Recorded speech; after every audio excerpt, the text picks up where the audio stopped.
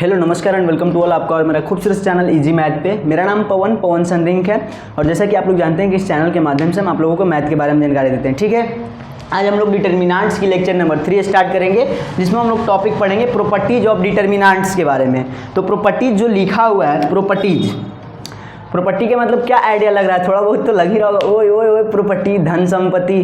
तो एक प्रॉपर्टी वो होता है, प्रॉपर्टी क्यों बनाया जाता है। सबसे पहले हम लोग बात करते हैं कि प्रॉपर्टी क्यों बनाते हैं। प्रॉपर्टी हम लोग इसलिए बनाते हैं ना कि ताकि इन फ्यूचर कभी भविष्य में अगर मेरे साथ कुछ वैसा आफत आ जाए या फिर कोई समस्या आ जाए, तो उस चीज़ को टालने के लिए, उस चीज़ को, समस्या को ख़त्म करने के लिए हम लोग प्रॉपर्टीज, जो भी धन संपत्ति होता है, वैसे कि प्रॉपर्टी के नाम पे हम क्या कुछ ज़मीन खरीद सकते हैं, बहुत बड़ा बड़ा बिल्डिंग बना सकते हैं, तो ये सब प्रॉपर्टी हो गया। ठीक है, कोई ब्रांड बना सकते हैं, तो ये सब प्रॉपर्टी हो गया। और फिर यदि कोई समस्या आती है, मान लीजिए कि इन फ्यूचर कुछ समस्या आए, कोई तकलीफ है, जो कि मेरे से कुछ हो नहीं रहा है, तो वो जो मेरे प्रॉपर्टीज है वो एक मेरा हेल्प करता है। ठीक है, उस प्रॉपर्टी की मदद से हम लोग उस समस्या को टाल देते हैं। तो ठीक just like that in determinants, इसमें जो प्रॉपर्टी होता है जस्ट लाइक वही काम है इसका भी, कि इसका जो प्रॉपर्टी है, कभी हम डिटर्मिनेंट सोल्व कर रहे होते हैं, अगर डिटर्मिनेंट ना सोल्व हो, कोई तकलीफ दे, कोई समस्या आ रही हो, तब हम लोग किसका यूज करेंगे, जो बना के रखेंगे ना प्रॉपर्टी,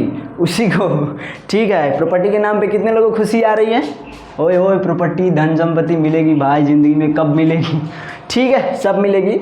पढ़िए पहले मन से और स्टार्ट करते हैं हम लोग बिना टाइम वेस्ट किए हुए लेक्चर नंबर 3 को। ठीक है, देखिए प्रॉपर्टी टोटल हम 6 प्रॉपर्टी बताएंगे और आज की वीडियो थोड़ी सी छोटी होने वाली है। सर अब छोटी छोटी करके बहुत बड़ी बना देते हो। नहीं, आज ईमानदारी पूर्वक बताने की वीडियो थोड़ी सी छोटी होने वाली है। तो स्टार्ट करते हैं। इसमें हम लोग टोटल 6 प्रॉपर्टी के बारे में पढ़ेंगे, जो कि एनसीईआरटी में दिया हुआ है। पहले हम समझा देते हैं एक एक करके, बोल करके, लिख करके, उसके बाद हम जो भी होता है लैंग्वेज में भी वो भी लिख के आपको बता दिया जाएगा। ठीक है, प्रॉपर्टी जो है आज अभी हम लोग पहले समझा के बता देते हैं, थोड़ा फील करवा के बता देते हैं कि क्या होता है, आखिर में क्या कहना चाहता है प्रॉपर्टी ऑफ डिटर्मिनेंट। और इसके बाद हम जो लैंग्वेज लिखी हुई है, लैंग्वेज भी हम आपको बता देंगे। ठीक है, आपको लैंग्वेज भी बता दी जाएगी। पहले आप फील कर दीजिए कि प्रॉपर्टी का काम क्या है, क्या क्या होता है, क्या कहना चाह रहे हैं। ठीक है, तो अगर पहला प्रॉपर्टी की बात करेंगे, property first, property number first की बात करें तो जैसे हम कि मैट्रिक्स में बताए थे कि मैट्रिक्स का एक ऑर्डर होता है जो कि नंबर ऑफ रो और नंबर ऑफ कॉलम से मिलाकर बनाता है। जस्ट लाइक सेम कि इसमें भी डिटर्मिनेंट में भी ऑर्डर होता है। ठीक है, जैसे कि 1 2 3 4 5 6 7 8 9। तो आप याद कीजिए कि जिस प्रकार हम लोग मैट्रिक्स में ऑर्डर पता करते थे, उसी प्रकार इसका भी ऑर्डर पता करेंगे। तो मतलब जितना रो और जितना कॉलम होता था, उसके मदद से हम लोग ऑर्डर लिखते थे। इसमें कितना 3 रो 3 कॉलम है। ये चीज़ उम्मीद करते हैं कि आप सीख के आए होंगे। ठीक है, को डेल्टा से नोट करो। तो पहला प्रॉपर्टी ये कहता है कि किसी भी डिटर्मिनेंट में उसके जो रो है ना, उसका जो रो है, अगर उसको हम कॉलम बना दें और उसका कॉलम वाला को रो बना दें, कोई भी डिटर्मिनेंट का उसका रो को उसको कॉलम बना दे और उसके कॉलम को उसका रो बना दे, तब क्या होता है कि डिटर्मिनेंट के वैल्यू पे फर्क नहीं पड़ता है। मान लिया इसका वैल्यू कुछ आ रहा होगा, समथिंग एक्स वाई जेड कुछ भी आ रहा होगा, अगर आप निकालना चाहो तो निकाल लीजिए। ठीक है, तो यदि इसका हम एक्सचेंज करा दें, मान लीजिए कि किसी भी डिटर्मिनेंट का ये पहला रो है, ये दूसरा, ये तीसरा, तो इस रो को ना कॉलम में अगर हम बना दें, यानी इसको लिखने का तरीका 1 2 3 ऐसे लिख दे, 4 5 6 ऐसे लिख दे, और क्या लिख दें 4 5 6 और 7 8 9। तो यदि हम इस रो को इस कॉलम में अगर हम कर दें, इस रो को इस कॉलम में कर दें और इस रो को इस कॉलम में कर दें, तो इसका जो वैल्यू आएगा और इसका जो वैल्यू आएगा, इस पर कोई फर्क नहीं पड़ेगा। बात समझ में आया? बात समझ में आई आपको? ठीक है। हाँ, इसमें पहला प्रॉपर्टी ये कहा गया है कि किसी भी डिटर्मिनेंट कोई होगा तो उसमें हमेशा स्क्वायर मैट्रिक्स होता है डिटर्मिनेंट, तो उसमें number of row number of column obviously होंगे। तो उस नंबर ऑफ रो को अगर हम नंबर ऑफ कॉलम बना दें, उस नंबर ऑफ रो को नंबर ऑफ कॉलम बना दें, तो उस डिटर्मिनेंट के वैल्यू पे कोई फर्क नहीं पड़ता। ठीक है, सीख गए होंगे आप। ठीक है, तो ये हुआ इसका पहला प्रॉपर्टी। अब दूसरा प्रॉपर्टी क्या कहता है वो बताते हैं हम आपको लिख के भी बता दी जाएगी, घबराइए नहीं, आपको लिख के भी बता दी जाएगी। ठीक है, फील कीजिए अभी कि कैसे क्या काम होता है। प्रॉपर्टी दूसरा कहता है कि जस्ट लाइक सेम, अगर हम कोई मैट्रिक्स ले 3 5 6 4 2 1 3 2 8, ठीक है, एक वो है 3 क्रॉस 3 का डेल्टा इज इक्वल टू, ठीक है। तो दूसरा प्रॉपर्टी ये कहता है कि इस दूसरा प्रॉपर्टी कहने का तरीका कि किसी दो रो को आपस में एक्सचेंज कीजिए, किसी दो रो को आपस में एक्सचेंज कीजिए, आप फिर किसी दो कॉलम को अगर आपस में एक्सचेंज करेंगे तब भी उसका जो मैग्नीट्यूड होगा, जो मान का मैग्नीट्यूड होगा वो तो चेंज नहीं करेगा बट साइन चेंज कर जाएगा। जैसे कि इसका वैल्यू मान लिया कि हम समझ लेते हैं कि मान लिया इसका वैल्यू कुछ आ रहा है, मान लिया 20, रियल में आ नहीं रहा है, वो निकालेंगे तब आप समझेंगे, ठीक है। इसका वैल्यू आ रहा है 20, तो जब हम अभी क्या बोले कि इसका कोई दो रो, जैसे एक R1 इसको बोलते हैं R2, तो इसको आपस में एक्सचेंज कर दें, यानी R1 के जगह पर R2 को रख दें और R2 के जगह पर R1 को रख दे भाई, तो अब इसके मैग्नीट्यूड में फर्क नहीं पड़ेगा, बस ये अगर प्लस में है तो ये माइनस में आ जाएगा, ठीक है। ये बात समझ में आ रहा है? फिर से एक बार बोलते हैं। दूसरा नंबर प्रॉपर्टी ये कहता है कि कोई भी डिटर्मिनेंट का उसमें रो और कॉलम होगा, तो या तो रो को आपस में एक्सचेंज कर दीजिए, R1 को R2 के जगह पर, R2 के R1 के जगह पर, आप फिर कॉलम को एक्सचेंज कर दीजिए। तो यदि ऐसा काम करते हैं तो उस डिटर्मिनेंट का जो मान होता है उस पर तो कोई फर्क नहीं पड़ता है बट साइन चेंज हो जाता है, ठीक है। जिससे हम कहना ये चाह रहे हैं कि यहाँ पे डिटर्मिनेंट कोई है 3 क्रॉस 3 का, अब हम 4 2 1 को यहाँ पे लिख दे और 3 5 6 को यहाँ पे लिख दे, ठीक है। 4 2 1 को यहाँ पे, 3 5 6 को यहाँ पर, बाकी जो है उसको यहीं रहने दीजिए। तब कह रहा है इसका जो मान आएगा, इसका मान ये कुछ मान आया, मान लें कि x मान आया इसका कुछ, ठीक है, मान लेते हैं, तो इसका जो मान आएगा ना वो -x आएगा। बात अब पकड़ में आ गई 100%। तो ये हो गया कि कोई दो रो को एक्सचेंज किए, आप कोई कॉलम को भी एक्सचेंज करते हैं, जैसे कि C1 हुआ, C2 हुआ, तो आप C1 C2 है तो C1 के जगह पर C2 को रख दीजिए और C2 के जगह पर C1 को रख दीजिए और ऐसे आपस में एक्सचेंज कराएंगे ना, तब इसमें भी माइनस में वैल्यू आएगा, जो भी इसका आंसर आएगा वो माइनस ऑफ उतना आएगा, ठीक है। ये थी दूसरा प्रॉपर्टीज। अब तीसरा प्रॉपर्टी देखते हैं, फील हो रहा होगा, उम्मीद करते हैं आपको फील हो रहा होगा। तीसरा प्रॉपर्टी क्या कहता है,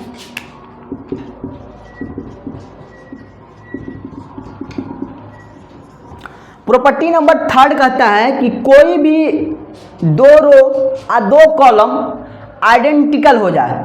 आइडेंटिकल मतलब समझ रहे हैं, आइडेंटिकल जैसे अभी बताते हैं कि 1 2 3 है और ये भी 1 2 3 है, मतलब किसी भी रो का प्रत्येक एलिमेंट कोरस्पॉन्डिंग वाला सेम हो जाए। जैसे ये दो रो है जो ये आपस में आइडेंटिकल हो, सब चीज़ सेम हो जो, मतलब पहला वाला एलिमेंट सेम, दूसरा वाला एलिमेंट सेम, तीसरा वाला एलिमेंट सेम, ये जो है ये आपस में आइडेंटिकल है। आइडेंटिकल मतलब एक जैसा दिखे। जैसे कोई हम मान लिया डिटर्मिनेंट बना रहे हैं, ठीक है, तो ये मान लिया कि 2 4 5 है और 3 6 8 है और फिर 2 4 5 है, तो इसमें कोई दो रो ऐसा दिख रहा है जो कि एक जैसा है, मतलब यहाँ पे अगर 2 है तो इसके यहाँ पे भी 2 है, यहाँ पे 4 है तो यहाँ पे भी 4 है, यहाँ पे 5 है तो यहाँ पे भी 5 है, मतलब इसी को बोलते हैं हम आपस में कि ये दोनों आपस में क्या होते हैं, आइडेंटिकल होते हैं। समझ में आया? ये दोनों आपस में क्या है भाई, आइडेंटिकल मतलब एक जैसा है, ठीक है। तो वही प्रॉपर्टी नंबर तीसरा ये कहता है। अच्छा, प्रॉपर्टी नंबर में आगे पीछे हो सकता है कि एनसीईआरटी में हो सकता है तीसरा चाहे चौथा लिखा हो, तो उससे घबराना नहीं है, आगे पीछे ये हो सकता है कि प्रॉपर्टी चौथा बता रहे हैं कि तरह, इससे क्या प्रॉपर्टी जानिए ना आप, ठीक है। तो तीसरा प्रॉपर्टी हम क्या बताएं कि कहता है कि डिटर्मिनेंट में कोई भी दो रो और दो कॉलम अगर आपस में आइडेंटिकल हो, कोई भी दो रो और दो कॉलम आपस में आइडेंटिकल हो तो उस डिटर्मिनेंट का वैल्यू 0 हो जाता है, ठीक है। जैसे कि हम एक डिटर्मिनेंट आपको देते हैं 1 2 3 4 5 6 और फिर से 1 2 3, तो क्या इस डिटर्मिनेंट का वैल्यू आपको सोल्व करने की जरूरत नहीं है। प्रॉपर्टी अगर आपको पता है तो इस डिटर्मिनेंट की वैल्यू को आपको सोल्व करने की जरूरत नहीं है, क्योंकि हम अभी प्रॉपर्टी में पढ़ चुके हैं कि 2 इन एनी डिटर्मिनेंट्स 2 रो और 2 कॉलम्स अगर आइडेंटिकल हो तो उसका मान जो है 0 हो जाएगा। और इसमें पता चल रहा है कि ए और ए रो एक जैसा है, दोनों सेम है, तो उसको हम लोग आइडेंटिकल बोलते हैं। उसको क्या बोलते हैं, आइडेंटिकल बोलते हैं। और अगर दो रो या फिर दो कॉलम आपस में आइडेंटिकल हो तो उस डिटर्मिनेंट का वैल्यू 0 हो जाता है। जैसे कि 2 3 5 4 6 8 और 2 3 5, इसका देखिए रो, इसका रो नहीं है बट कॉलम आइडेंटिकल है, 2 3 5 ही पहला कॉलम और वही तीसरा कॉलम में भी है, यानी दोनों चीज़ सेम है, दोनों आइडेंटिकल। आइडेंटिकल उसी को बोलते हैं जो सेम हो, सेम चीज़ को आइडेंटिकल बोलते हैं, ठीक है, सेम हो उसी को आइडेंटिकल बोलते हैं। तो अगर 2 रो और 2 कॉलम आपस में आइडेंटिकल होता है then value of determinant is equal to 0। ये आपको तीसरा नंबर प्रॉपर्टी का आता है, ठीक है। चौथा नंबर प्रॉपर्टी देखिए क्या बोलता है आपको, ठीक है देख लेते हैं वीडियो। तो ठीक है, अभी हम लोग बात करते हैं किसका, प्रॉपर्टी नंबर 4 की, ठीक है। इसको मिटा देते हैं। और प्रॉपर्टी नंबर 4 क्या है, इसको आपको लिख के भी बता दी जाएगी, एक बार फिर से समझा दी जाएगी, अभी फील कर लीजिए। तो प्रॉपर्टी नंबर 4 कहता है कि कोई भी डिटरमिनेंट है डेल्टा इज इक्वल टू, ठीक है, क्या है 1 2 3 ही लीजिए, 4 5 6 7 8 9, ये कोई डिटरमिनेंट है। तो प्रॉपर्टी नंबर 4 ये कहता है कि अगर इस डिटरमिनेंट में बाहर से कोई कांस्टेंट से गुना करे, बाहर से कोई कांस्टेंट से गुना करे जो कि नॉन जीरो होना चाहिए, मतलब does not equal to zero, कोई के बराबर कांस्टेंट हम अगर लें और वो जीरो के बराबर ना हो और उससे अगर हम इसमें मल्टीप्लाई करें, इस डेल्टा में मल्टीप्लाई करें, तो इस प्रॉपर्टी के अकॉर्डिंग कहता है ना कि के जो है इस पूरे डिटरमिनेंट में किसी एक रो से ही जाके गुना होगा। आ तो किसी एक रो से जाके गुना हो, आ फिर किसी एक कॉलम से गुना हो। जैसे लिख के अभी बताते हैं तो समझ में आएगा। आ तो आप इसको गुना करके ये लिख सकते हैं कि 1 के लिख सकते हैं, 2 के लिख सकते हैं और 3 के आपस में गुना करके, बाकी किसी पे कुछ काम नहीं करना, बाकी जो चीज़ है वैसे ही रह सकता है। 4 5 6 7 8 9, जैसे अगर हम मैट्रिक्स में बताए होंगे कि किसी भी कांस्टेंट टर्म से मैट्रिक्स में अगर आप गुना करते हैं, जैसे कि कोई मैट्रिक्स 2 4 5 3 है और इसमें के से गुना करते थे, तो इसमें हर एक एलिमेंट में जाके गुना होता था, 5 के 3 के, ये हर एक एलिमेंट में जाके गुना होता था। ये मैट्रिक्स का नियम था, ये मैट्रिक्स का रूल कहता था। लेकिन यहाँ पे जो प्रॉपर्टी नंबर 4 डिटरमिनेंट के लिए कहता है भाई, वो डिटरमिनेंट के लिए कहता है ना कि किसी भी नॉन जीरो अगर के से गुना करेंगे ना, तो आते ही किसी एक रो से जाके गुना, किसी भी रो से जाके गुना हो सकता है, ठीक है। ये जो है के किसी भी एक रो से जाके गुना हो, जैसे कि हम पहला रो में कर देना, इसका मतलब इसका बराबर में ये भी आप लिख सकते थे कि 1 2 3 और आप यहाँ से गुना कर सकते हैं 4 के 5 के और 6 के, ये भी लिख सकते थे, ठीक है। और बाकी जो चीज़ है उस पर फर्क नहीं पड़ना चाहिए, ये भी कर सकते थे। आप फिर किसी एक कॉलम से भी लिख सकते थे आप कि 1 के 4 के 7 के और यहाँ पे 2 5 8 और जो लिखा हुआ है 3 6 9। समझ में आया बात। ये कौन से कहता है, प्रॉपर्टी नंबर 4 ये कहता है, ठीक है। और जस्ट इसका अपोजिट भी आप सोच सकते हैं कि अगर मान लीजिए ये मल्टीपल में है, इसके साथ भी के है, इसके साथ भी के है, इसके वजह से के है, तो क्या इन तीनों में कॉमन ले सकते हैं, इसमें भी के, इसमें भी के, इसमें भी के, मतलब कॉमन उसको बोलते हैं जिससे एक से ज़्यादा लोगों में सेम चीज़ कुछ दिखे, ठीक है, एक से ज़्यादा संख्या में सेम चीज़ कुछ दिखे। जैसे कि यहाँ पे भी के इंटू 1 है, के इंटू 1 है, यहाँ पे क्या है 4 इंटू के है और यहाँ पे क्या है 7 इंटू के है, तो इसके पास भी के है, इसके पास भी के है और इसके पास भी के है, तो यहाँ से हम के को कॉमन ले सकते हैं। तो हम लोग उल्टा भी सोच सकते हैं कि यदि हम के को कॉमन बाहर कर सके, के को कॉमन बाहर कर सकते हैं यहाँ पे, जैसे के कॉमन लिख ले लें, तो इसको हम फिर जैसा जो डिटरमिनेंट था 1 4 7 और 2 5 8 और 3 6 9, तो इसको फिर से वैसे ही लिख सकते हैं के इंटू डिटरमिनेंट ऑफ ए, ठीक है। ध्यान ये रखिए कि प्रॉपर्टी नंबर 4 ये कहता है कि किसी भी नॉन जीरो कांस्टेंट से हम गुना करेंगे डिटरमिनेंट में, तो वो कांस्टेंट आ तो किसी एक रो में जाके गुना हो जाएगा, मतलब आ तो किसी एक रो के प्रत्येक एलिमेंट में जाके गुना हो जाएगा, आ तो किसी एक कॉलम के प्रत्येक एलिमेंट में जाके गुना हो जाएगा, ठीक है। देखिए अब हम लोग बात करेंगे कि इसमें प्रॉपर्टी नंबर 5 पे, ठीक है, ठीक। प्रॉपर्टी 4 तक आप लोग फिल ले लिए, आपको लिख के भी बताया जाएगा, घबराइए नहीं। प्रॉपर्टी नंबर 5,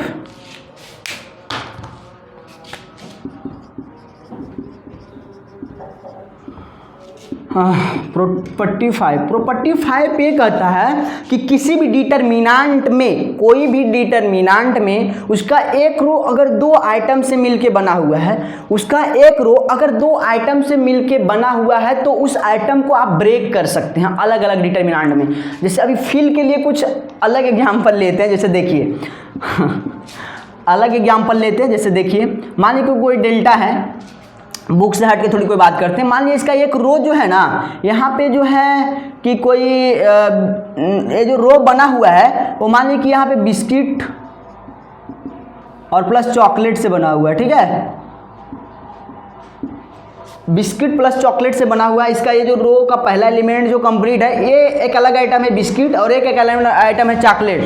तो इस चीज़ को इधर दो अलग अलग डिटर्मिनेंट में हम तोड़ सकते हैं, ठीक है, कि यहाँ पर क्या, यहाँ जो पहला एलिमेंट होगा वो बिस्किट होगा और यहाँ पर के जो अलग वाला डिटर्मिनेंट हम तोड़े यहाँ पे चॉकलेट होगा, ठीक है। ये बस थोड़ा फिल कराने के लिए हम आपको बताए हैं, बाकी अभी जैसे बुक में है वैसे सिखाते हैं, ठीक है। हम कहना ये चाह रहे हैं कि यदि कोई रो किसी भी डिटरमिनेंट का कोई रो, उसका एक रो कोई जो है वो दो आइटम से मिल के बना हुआ है उसका एलिमेंट, तो उस एलिमेंट को हम लोग अलग अलग में ब्रेक भी कर सकते हैं। यहाँ पे बिस्कुट कर दीजिए और यहाँ पे क्या कर दीजिए, चॉकलेट कर दीजिए, इस तरह से अलग अलग। लेकिन बाकी यहाँ पे जो एलिमेंट होगा, यहाँ पे जो एलिमेंट होगा इस पर कोई फर्क नहीं पड़ेगा। वो किसी एक रो का हर एक एलिमेंट और किसी एक कॉलम का हर एक एलिमेंट में ही काम कर सकते हैं। जैसे ये समझा रहे थे, बाकी आप बुक पे करते हैं, बुक वाला से करते हैं जैसे बताया हुआ, ठीक है। दो आइटम कहने के लिए मतलब हम आइटम समझा रहे थे कि आइटम ये दोनों अलग अलग होना चाहिए, ठीक है। जैसे कि बुक में आपको ऐसा दिया होगा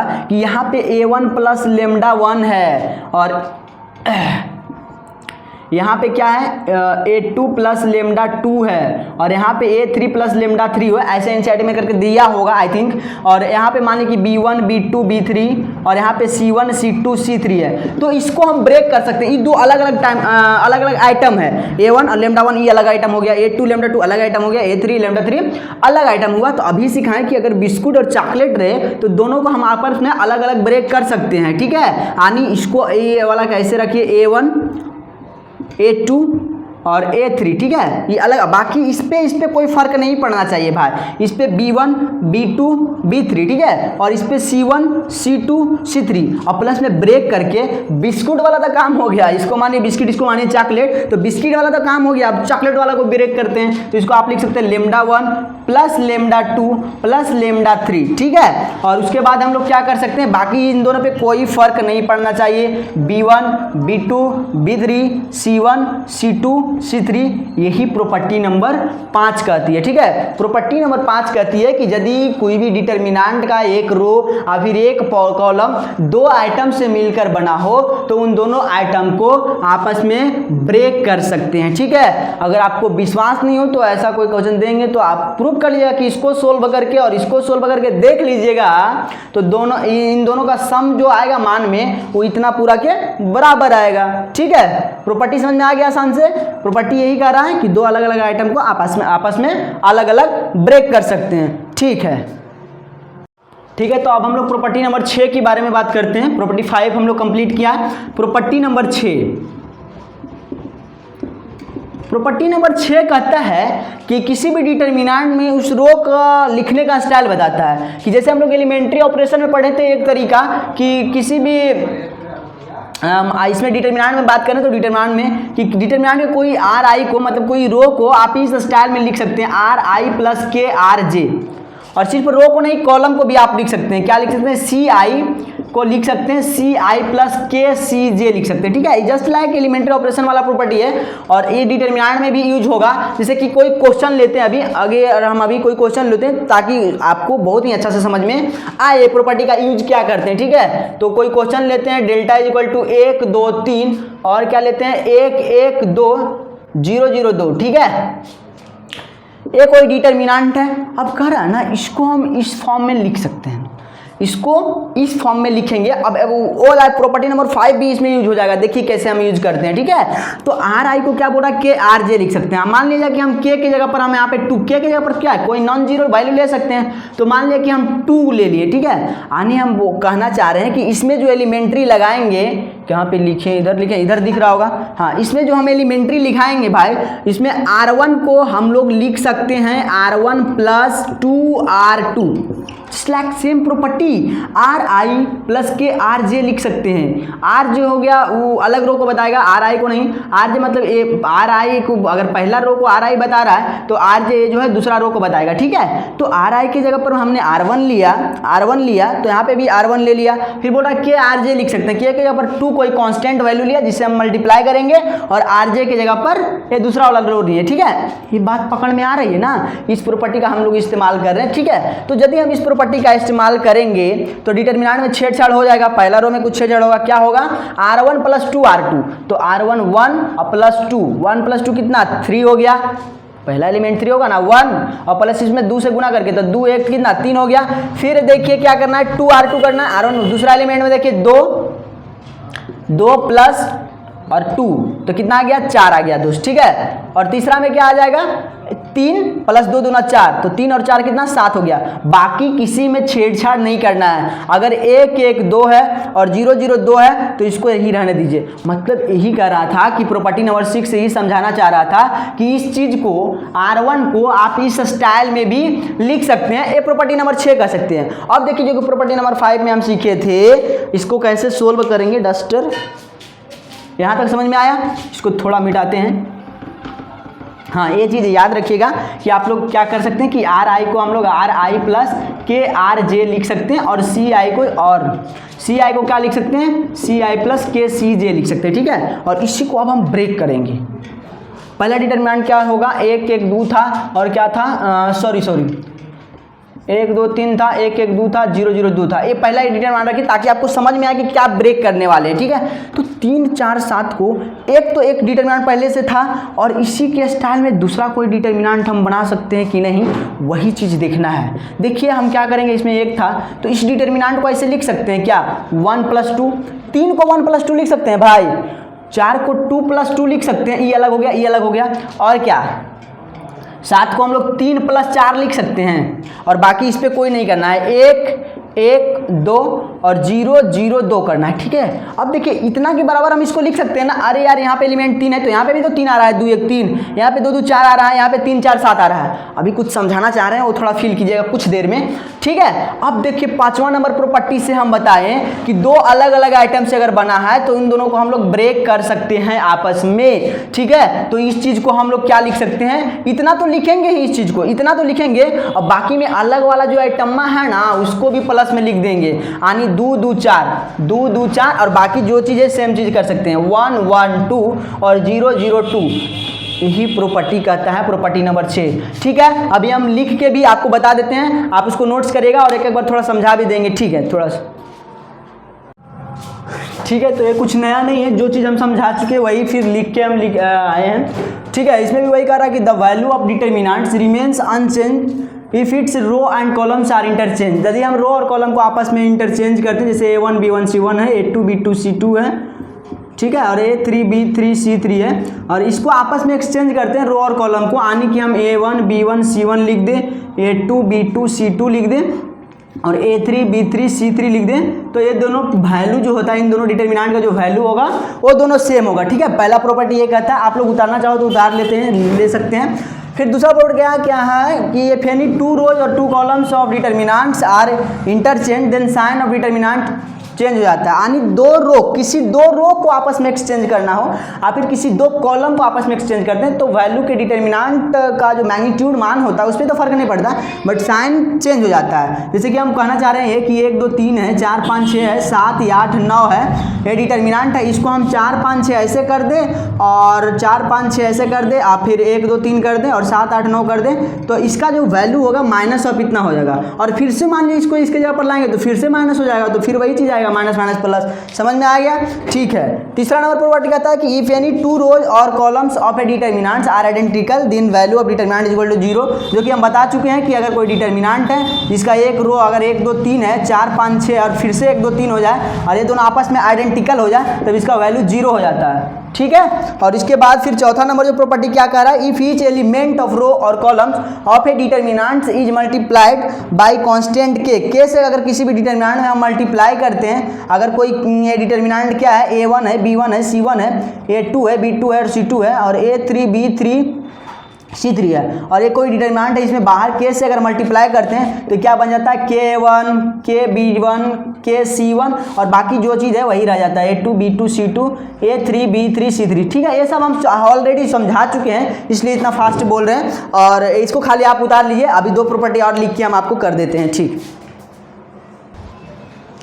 ठीक है, बात करते हैं हम लोग प्रॉपर्टी नंबर 5 और 6 की। प्रॉपर्टी नंबर 5 क्या कहता है, इफ सम और all elements of a row और column of a determinant can be expressed as sum of 2 और मोर डिटर्मिनेंट्स। मतलब कहने का मतलब ये हुआ कि अगर कोई डिटर्मिनेंट इस प्रकार से दिया हुआ है A1 प्लस लेमडा 1, ये हम बता चुके हैं, फिर से बताना मतलब लिख के बता रहे हैं। ठीक है, और A2 प्लस लेमडा 2 कुछ था ऐसे करके और A3 प्लस लेमडा 3 ऐसे करके कुछ था और B1 B2 B3 ठीक है C1 C2 C3 इस प्रकार से कोई है तो इसको ना हम 2 अलग अलग डिटर्मिनेंट में खोल सकते हैं, ब्रेक कर सकते हैं और फिर 2 से ज़्यादा भी। ठीक है, मोर देन भी कर सकते हैं, मोर डिटर्मिनेंट 2 से ज़्यादा भी अलग डिटर्मिनेंट में खोल सकते हैं। मतलब यहाँ पे कोई अगर एक अलग आइटम हो जाता तो उसको अलग से भी हम कर सकते थे। ठीक है, यानी इसको लिखने का तरीका, एक्सप्रेस करने का तरीका ये है कि A1 कर दीजिए, A2 कर दीजिए, A3 कर दीजिए, B1 कर दीजिए, B2 कर दीजिए, B3 कर दीजिए, C1 कर दीजिए, C2 कर दीजिए, C3 कर दीजिए और इसी को फिर हम लोग क्या करते हैं लेमडा 1 लेमडा 2 लेमडा 3